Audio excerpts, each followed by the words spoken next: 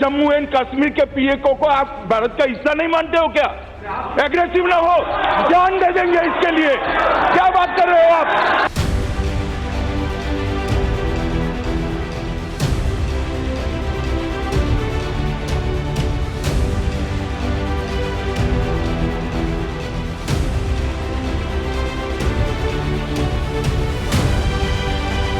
मैं आज फिर से कहना चाहता हूं, पाक ऑक्यूपाई कश्मीर भारत का है, हमारा है और हमसे कोई नहीं छीन। आपके माता पिता को जिन मुसीबतों से जिंदगी जीनी पड़ी, मेरे नौजवान, आपको कभी भी ऐसी मुसीबतों से जिंदगी जीनी नहीं पड़ेगी। ये मैं करके दिखाऊंगा।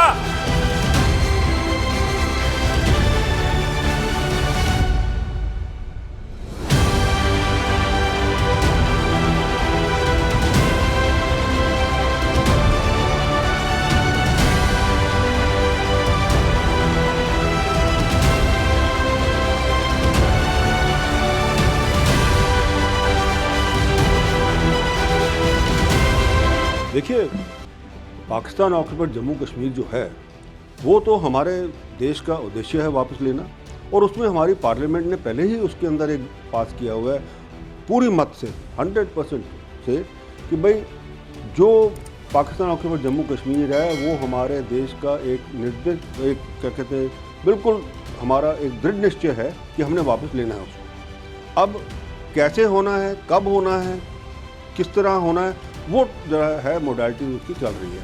हमारे प्रधानमंत्री जी ने बड़ा एक संकेत दे दिया है, जब आर्टिकल 370 का जो सुप्रीम कोर्ट का एंडोर्समेंट आया, उन्होंने एक्सेप्ट किया कि हाँ, जिस हिसाब से आर्टिकल 370 जो है अबॉरोगेशन की है सरकार ने, बिल्कुल सही की है, उसके अंदर कोई खामी नहीं है, लीगली कोई खामी नहीं है, इसलिए वो परमानेंट हो गया कि अब कोई आर्टिकल 370 नहीं है। तो तब हमारे प्रधानमंत्री जी ने एक ट्वीट किया, और वो ट्वीट हिंदी में भी किया और उर्दू में भी किया। वो उर्दू में इसलिए क्योंकि वहाँ की जो जनता है सारी पाकिस्तान ऑक्यूपाइड कश्मीर की, जम्मू कश्मीर की और पाकिस्तान की, उनको पता लग जाए कि जी क्या है ये हमारे प्रधानमंत्री जी के माइंड में।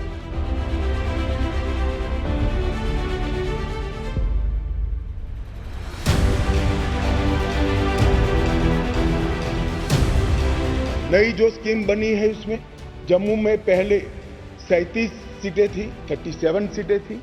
ये भी न्याय का सवाल है।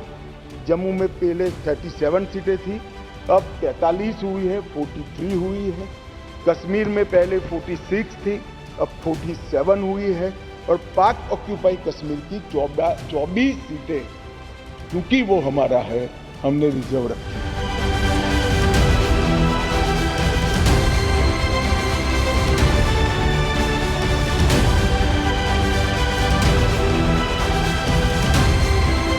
और पाक ऑक्यूपाई कश्मीर की 24 सीटों को आरक्षित रखा गया है, क्योंकि हम अभी भी मानते हैं, कोई जिसको जो बोलना है वो बोले। इस सदन में बोला हुआ शब्द इतिहास बनता है। मैं आज फिर से कहना चाहता हूं, पाक ऑक्यूपाई कश्मीर भारत का है, हमारा है और हमसे कोई नहीं छीन।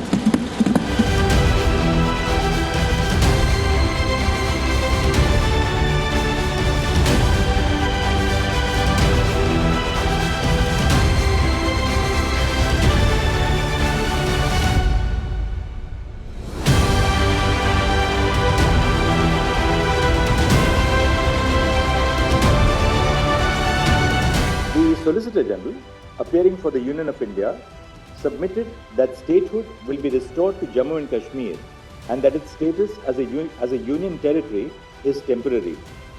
The Solicitor General submitted that the status of the union territory of Ladakh will not be affected by the restoration of statehood to Jammu and Kashmir.